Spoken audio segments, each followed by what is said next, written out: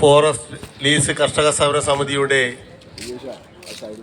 Chairman K K രാജേട്ടൻ, അതുപോലെ തന്നെ സമരസമിതിയുടെ വൈസ് ചെയർമാൻ സത്യേട്ടൻ, ട്രഷറർ സി എം ബാലകൃഷ്ണൻ, ഇവിടെ എത്തിയിട്ടുള്ള നല്ലവരായ ലീസ് കർഷക സുഹൃത്തുക്കളെ, സഹോദരി സഹോദരന്മാരെ, ഇന്നാട്ടിലെ നല്ലവരായ ജനാധിപത്യ വിശ്വാസികളെ, സഹോദരന്മാരെ, നിങ്ങൾക്കെല്ലാവർക്കും എൻ്റെ നമസ്കാരം. നൂറ്റാണ്ടുകളായി ദുരിതം അനുഭവിച്ചു കൊണ്ടിരിക്കുന്ന ഫോറസ്റ്റ് ലീസ് കർഷകരുടെ ആവശ്യങ്ങൾ നേടിയെടുക്കുന്നതിന് വേണ്ടി ഹിന്ദു ഐക്യവേദിയുടെ നേതൃത്വത്തിൽ ഒരു സമരസമിതിക്ക് രൂപം നൽകുകയുണ്ടായി. കഴിഞ്ഞ 5 വർഷക്കാലം നിരന്തരമായ സമര പരിപാടിയുടെ ഭാഗമായി ലീസ് കർഷകർ ആവശ്യം ഉന്നയിച്ച 7 ആവശ്യങ്ങളിൽ 5 കാര്യങ്ങളും നമ്മുടെ കേരള സർക്കാരും അംഗീകരിച്ചിരിക്കുകയാണ്. അതിന് അഭിനന്ദനം അറിയിച്ചുകൊണ്ടാണ് ഇന്ന് ലീസ് കർഷക സമരസമിതി ഇവിടെ ഒരു പരിപാടി ആസൂത്രണം ചെയ്തിട്ടുള്ളത്. പ്രിയമുള്ളവരെ, നമുക്കറിയാം, നമ്മുടെ ഈ നൂൽപ്പുഴ പഞ്ചായത്ത് ഉൾപ്പെടെ ഏറ്റവും കൂടുതൽ ലീസ് കർഷകരുള്ള നൂൽപ്പുഴ പഞ്ചായത്തിൽ ഉൾപ്പെടെയുള്ള കർഷകർ നൂറ്റാണ്ടുകളായി ദുരിതം അനുഭവിച്ചുകൊണ്ടിരിക്കുകയാണ്. ഇത്രയും കാലം ഒട്ടനവധി രാഷ്ട്രീയ കക്ഷികളൊക്കെ ഇതിന് സമരം ഏറ്റെടുത്തെങ്കിലും ഇതിനൊരു ശാശ്വതമായൊരു പരിഹാരം കണ്ടെത്തുന്നതിന് വേണ്ടി അവർക്ക് കഴിഞ്ഞിട്ടില്ല.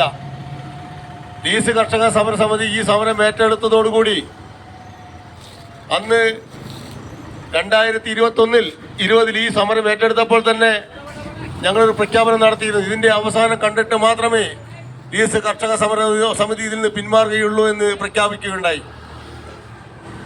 ഈ കഴിഞ്ഞ 4-ാം തീയതി ഇന്ന് കേരളം ഭരിച്ചുകൊണ്ടിരിക്കുന്ന ഭരണകർത്താക്കളും അതേപോലെ തന്നെ ബന്ധപ്പെട്ട വനം വകുപ്പ് ഉദ്യോഗസ്ഥരടക്കമുള്ള ആളുകളുടെ ഒരു യോഗം തിരുവനന്തപുരം വെച്ച് നടക്കുകയുണ്ടായി.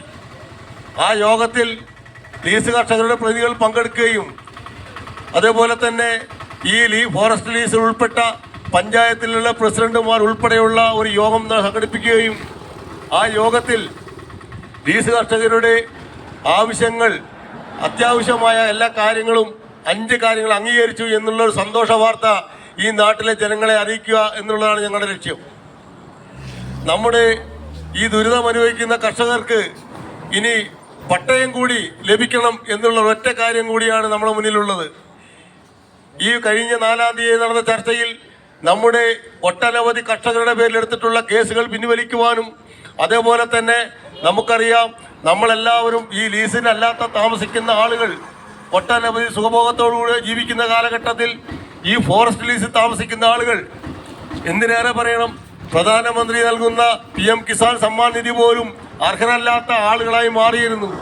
അതിനെതിരെ നിരന്തരമായ സമരത്തിന്റെ ഭാഗമായിക്കൊണ്ട് നമ്മുടെ ആ ആനുകൂല്യങ്ങളൊക്കെ തന്നെ ലീസിന് നമ്മുടെ വനം വകുപ്പ് നിർത്തലാക്കിയിട്ടുള്ള കരം അടക്കം സ്വീകരിക്കാനും അങ്ങനെ നമ്മൾ ആവശ്യപ്പെട്ട പ്രധാനപ്പെട്ട ആവശ്യങ്ങളെല്ലാം കേരള ഗവൺമെൻറ്റും അതേപോലെ തന്നെ ഏറ്റവും നമുക്ക് മാതൃകാപരമായി കേന്ദ്ര ഗവൺമെൻറ്റിനുള്ള അനുമതി നമുക്ക് നേരത്തെ തന്നെ ലഭിച്ചിരുന്നു. അത് കേരള വനം വകുപ്പിൻ്റെ ചില നൂലാമാലകൾ കൊണ്ടാണ് നമുക്ക് ഇതുവരെ ലഭിക്കാതിരുന്നത്. അതിന് ഈ കഴിഞ്ഞ 4-ാം തീയതി മുതൽ നമുക്കിനൊരു പരിഹാരമായിരിക്കുകയാണ്. ഈ വരുന്ന ഏതാനും ദിവസങ്ങൾക്കുള്ളിൽ തന്നെ ബാക്കിയുള്ള കാര്യങ്ങൾ കൂടി നൽകാമെന്നുള്ള ഉറപ്പിന്മേൽ ലീസ് കർഷക സമരസമിതി അന്ന് ആ ചർച്ചയിൽ അവസാനിക്കുകയുണ്ടായത്. കൂടുതലായി ഞാൻ പറയാൻ ആഗ്രഹിക്കുന്നില്ല. ചെയർമാൻ ഇതിനെക്കുറിച്ച് കൂടുതലായി വിശദീകരിക്കും. എൻ്റെ കർത്തവ്യത്തിലേക്ക് ഞാൻ കടക്കുകയാണ്.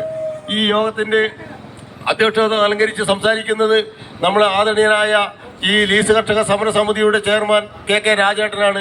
രാജേട്ടനെ ഞാൻ ഈ യോഗത്തിലേക്ക് ഹാർദവമായി സ്വാഗതം ചെയ്യുന്നു. ലീസ് കർഷക സമര സമിതിയുടെ ഉപാധ്യക്ഷനായിട്ടുള്ള സത്യൻ കോളൂർ അദ്ദേഹം ഇവിടെ എത്തിയിട്ടുണ്ട്. അദ്ദേഹത്തെയും ഞാൻ ഈ യോഗത്തിലേക്ക് സ്വാഗതം ചെയ്യുന്നു.